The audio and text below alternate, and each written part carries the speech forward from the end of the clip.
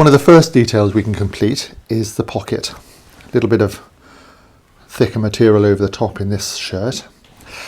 Don't hollow it out more than you need to, that's the general rule, and it's exactly the same as the cuff. In this case we're down about a centimetre, 3/8 of an inch, that's all it's needed to make the point.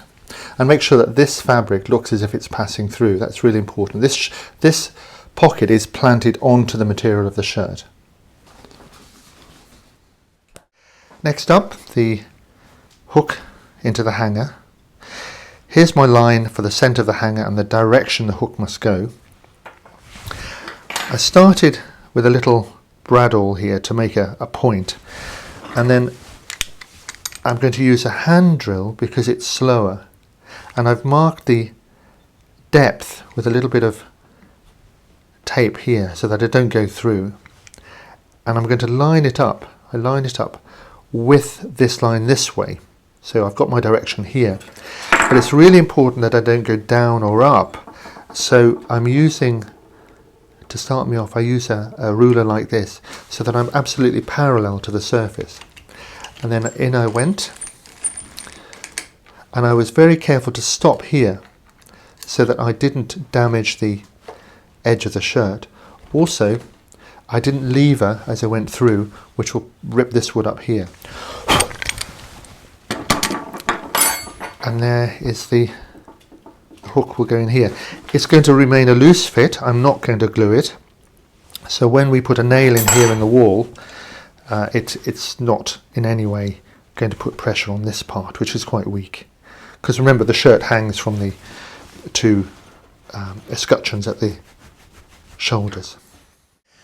A little detail I like to put on, where the shirt has been hemmed at the edge of the material and the cuffs as well, is a little line that represents the stitching. It's a little bit of interest when you see the shirt close up, and I use this little jig, it's an L-shaped piece of wood with a screw that has been given a sharp point, and it rests on the edge here, and I just drag it across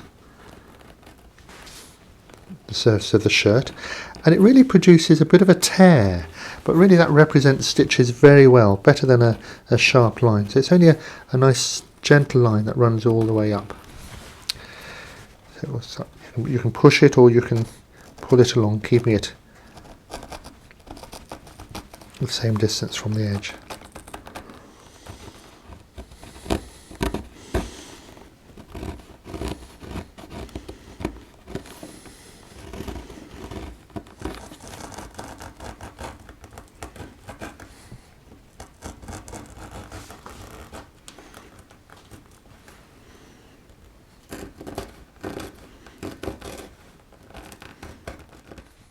I've decided to make my buttons out of horn. This is some horn here. It's used by antique restorers instead of ivory and other materials like that.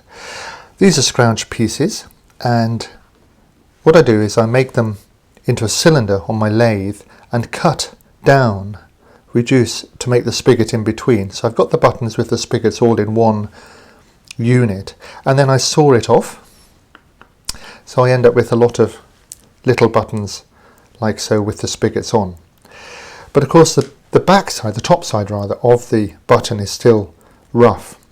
So a good thing to do is to get a little piece of wood, put a slot in here and a screw, and make yourself a little clamp like this. Then the button will fit into the end. You can screw it tight with a screwdriver.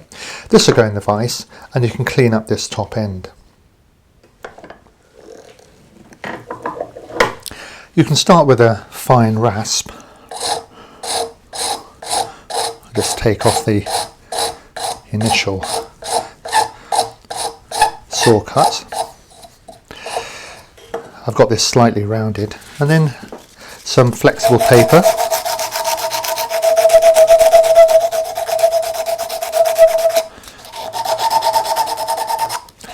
And you'd work that pretty smooth, and then, like sanding wood, something even finer. Do this sort of thing. So I've got a rounded surface. If you want, you can carve in a thread in here. It won't hurt the carving tools, but sometimes a little detail like that looks fun. This button goes in here at a bit of an angle because the shirt collar is winding over here. I was always afraid of putting this one in with a drill bit because I was afraid of actually coming through the other side. It's carved on both sides. So I'm going to put the hole for the little spigot, this little spigot in the end. I'm going to put the hole with this deep gouge. This is a number 9. And if you stab it in like this, and into the wood, lift it and rotate it, lift it and rotate it, lift it and rotate it like this, you can wind it round so it starts cutting into the wood, and of course you can feel how deep you're going. And then after a while you pop out, here it comes, you pop out a little piece of wood, and it is that this wedge effect to the bevel that does that, and then that spigot will just fit into there. So that's the way I would do this, with this little circular gouge like this. I'll make it a little bit deeper.